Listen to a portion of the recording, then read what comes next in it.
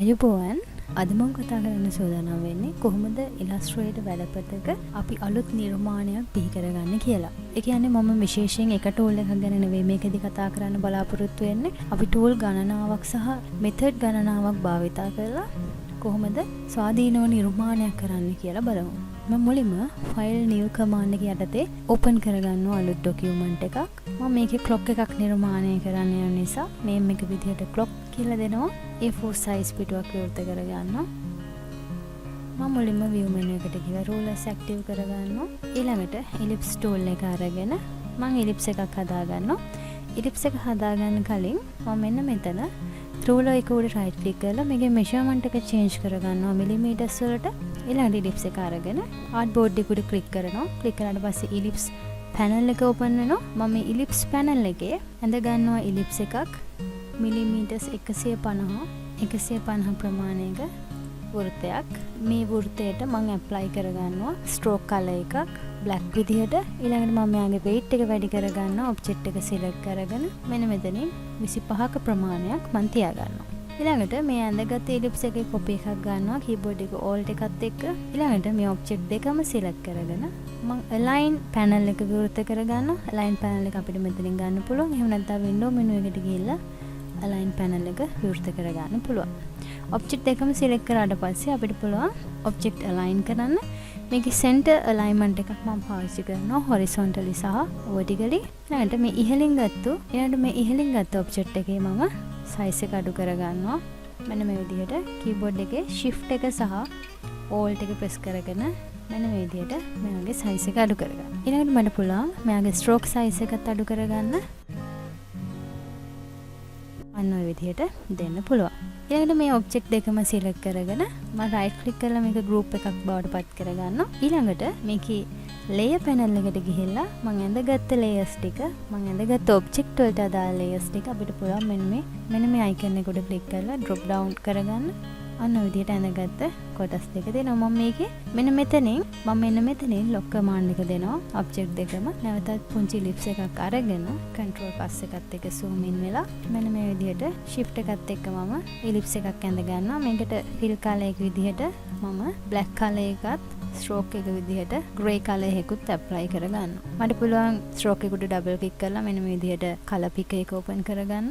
මම මෙයාව align කරගන්නවා background එකේ තියෙන object එකට. align කරගද්දි මම මෙන්න මේ එක lock එකක් අයින් කරගෙන මෙයාගේ center point එක mark කරගන්නවා. මෙන්න මේ විදිහට horizontal සහ vertical guidelines දෙකක් අරගෙන ආවිල්ලා මෙයාගේ center point එක mark කරගන්නවා. object එක නැවතත් select කරලා ඊළඟට මට පුළුවන් ආයෙම මේ selected object එක lock කරගන්න.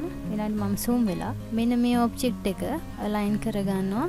line එක ඉහළින් පිහිටන විදිහට තරමක් zoom වෙලා මැද්දෙන් පිහිටන විදිහට තියාගන්න. ඊළඟට මේ object එක select කරලා මම මේකේ rotate tool එකට යනවා. rotate tool එකට ගිහිල්ලා මට පුළුවන් මෙන්න මේකේ මේ කුඩා circle එකේ center point එකේ click කරන්න. මෙන්න මේ විදිහට center point එක එනවා. මේ ආපු center point එක මම අරගෙන යනවා. මම mark කරගත්ත මෙන්න මේ guideline cross වෙන තැනට මෙතෙන්ට අරගෙන ගිහිල්ලා මම මෙන්න මේ විදිහට තියාගන්න. මේක හරියටම පිහිටලාද කියලා අපිට zoom කරලා බලන්න පුළුවන්. හරියටම නිශ්චිත වශයෙන් පිහිටලා තියෙනවා. ඊළඟට මම ආයෙත් පාරක් rotate tool එක තෝරගෙන alt එකත් එක්ක මෙන්න මේ කුඩා circle එකේ center point එක පිහිටලා තියෙන තැන කරනවා alt එකත් එක්ක. දැන් අපිට පුළුවන් මෙතන අංශක 30ක් ලබා දෙන්න. ඒ වගේම preview එක on off කරලා බලන්න පුළුවන් කොතෙන්ටද මේක place වෙන්නේ කියලා. මම මෙන්න මෙතනින් copy command එකත් එක්ක copy එකක් ගන්නවා. ඊළඟට මට පුළුවන් keyboard එකේ control D එකත් එක්ක copies ටික හදාගන්න. මෙන්න මේ විදිහට අපි 12 පාරක් කරාට පස්සේ control D command එකත් එක්ක අපිට කලින් ලැබලා දුන්න අංශක ප්‍රමාණයත් එක්ක ගානට කොටස් ටික හදාගන්න පුළුවන්. එහෙනම් මම lock එක අයින් කරගන්නවා. අතුරු කොටසට මම apply කරගන්නවා fill color එක විදිහට grey color එකක්. මම පල්ලෙහා ellipse එක lock කරගෙන ඉහළ ellipse එකට දෙනවා color එකක්. ඊළඟට මම ඉතුරු කොටස් ටික නිර්මාණය කරගන්න මෙතනින් අලුතින් layer එකක් ගන්නවා. අරගෙන ellipse එක පාවිච්චි කරලා alt key එකත් එක්ක shift එක alt key එකත් එක්ක shift එක press කරන ගමන් ellipse එකක් නිර්මාණය කරගන්නවා. අන්න ඔය විදිහට. ඊළඟට මට පුළුවන් මෙන්න මෙතන rectangle tool එක අරගෙන rectangle එකක් නිර්මාණය කරගන්න. rectangle එකක් මම හදා ගන්නවා. ඊළඟට zoom in වෙලා control plus එකත් එක්ක මෙතන pen tool එකේ තියෙන add anchor point tool එකේ මම මෙයාට point එකක් add කරගන්නවා. add කරගෙන direct selection tool එකේ මේ point එක උඩ touch කරලා මම මෙයාව ඉහළට drag කරනවා. keyboard එකේ shift එක press කරන ගමන්. ඊළඟට මට මෙයාගේ පළල තවදුරටත් අඩු කරගන්න ඕන නම් මෙන්න මේ anchor point එකෙන් touch කරනවා මම selection tool එකේ ඉඳලා keyboard එකේ alt එක press කරන ගමන් එතකොට අපිට මේක දෙපැත්තට මෙන්න මේ විදියට විශාල සහ කුඩා කරගන්න හැකියාව තියෙනවා. අන්න විදියට හදාගෙන මම මෙයාගේ copy එකක් අරගන්නවා. ඊළඟට මම මෙයාව select කරගෙන කලින් වගේම center point එක අරගන්නවා පල්ලෙහාට. අරගෙන ආයෙම rotate tool එක පාවිච්චි කරලා alt එකත් එක්ක මේ point එකේ click කරගෙන මම අංශක 90ක් rotate කරගන්නවා. copy එකක්. ඊළඟට මට පුළුවන් selection tool එකකින් select කරගෙන මෙයාගේ alt එකත් එක්ක මෙන්න මේ anchor point එක උඩ click කරලා ප්‍රමාණය අන්න ඔය විදිහට හදාගන්න. ඊළඟට මම අනිත් කොටස හදාගන්නවා. මේ ඔබ්ජෙක්ට් එකම සිලෙක්ට් කරගෙන මට පුළුවන් ආයෙම මෙයාගේ center point එක drag කරලා rotate tool එකත් එක්ක alt එකත් එක්ක center point එකත් click කරලා මට පුළුවන් තවත් copy එකක් හදාගන්න. අංශක 180කට. අන්න ඔය විදිහට අපිට පුළුවන් මේක වෙනස් කරගන්න. මම මෙයාගේ උස ප්‍රමාණය selection tool එකත් එක්ක අඩු කරගන්නවා. අඩු කරගෙන alt එකත් එක්ක size එක වෙනස් කරගන්න. අන්න ඔය විදිහට අපිට පුළුවන් මේ object එක change කරන්න අපිට අවශ්‍ය කරන විදිහට. මේ කටුව නැවතත් හරවන්න ඕන අපිට පුළුවන්.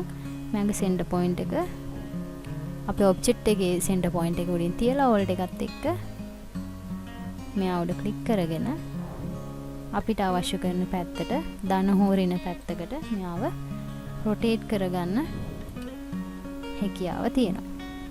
ඊළඟට මට පුළුවන් view menu එකට ගිහිල්ලා guides වල clear guide command එක දීලා clear කරගන්න.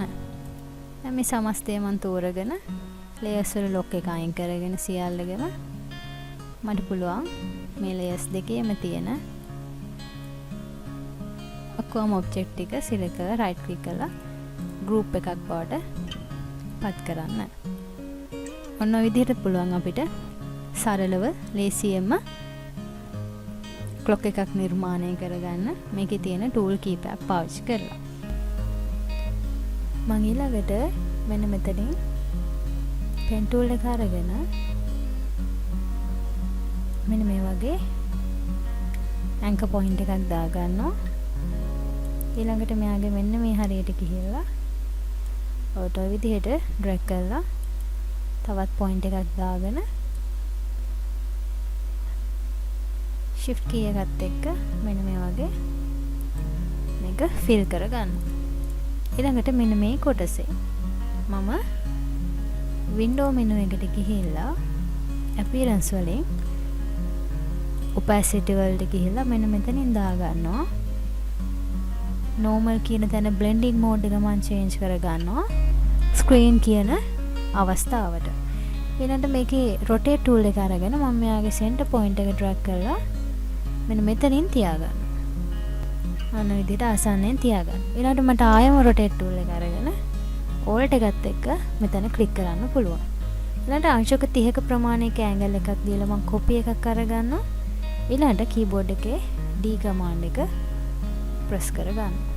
මෙන්න මේ විදිහට මට පුළුවන් පෙති ටික නිර්මාණය කරගන්න. මෙන්න මේ විදිහට හදාගෙන මම right click කරලා group එකක් බවට පත් කරගන්නවා. ඊළඟට මම alt එකත් එක්ක copy එකක් අරගෙන මම object දෙක මේක උඩ හිටින විදිහට align කරගන්නවා. horizontal line center, vertical line center. ඊළඟට මේකේ එක කොටසක් මම මෙන්න මේ shift එකයි alt එකයි එක size එක වැඩි කරගන්නවා. ඊට පස්සේ මට පුළුවන් මේ කොටස අන්න විදිහට ආකාර දෙකකට හදාගන්න පුළුවන්. මම මේක select කරගෙන එයාගේ වර්ණය වෙනස් කරගන්නවා. තරමක් තද පාටක් හිටින විදිහට ඔන්න වගේ එක්කෙනෙක්ගේ සයිස් එක මේ වගේ විශාල කරලා අලයින් වල අන්න විදිහට හදාගෙන මම විශාල මල තෝරගෙන එයාව තරමක් මෙන්න මේ විදිහට රොටේට් කරගන්නවා. ඔන්න විදිහට අපිට පුළුවන් ලස්සන මලක් නිර්මාණය කරගන්න Illustrator rotate tool එක පාවිච්චි කරලා. අදත් මම ඔයාලට Illustrator වල ඉතාමත් සරල නිර්මාණයක් අරගෙන ආවේ. ඉතින් අපි ඉදිරියේදී මේ සරල ක්‍රම එකට එකතු කරලා ලස්සන නිර්මාණ බිහි කරනවා. ඉතින් කතා කරපු tool ගැන ඔයගොල්ලන්ට ගැටලු මොන හරි තියෙනවා නම් මම කලින් කරලා තියෙන YouTube වීඩියෝ බලන්න පුළුවන්. මේ වීඩියෝ එක ගැන ඔයගොල්ලන්ගේ අදහස් comment section එකේ දාන්න පුළුවන්. ඉතින් දිගටම මගේ channel එකත් එක්ක රැඳිලා ඉන්න කියලා ඔයගොල්ලන්ට ආරාධනා කරනවා.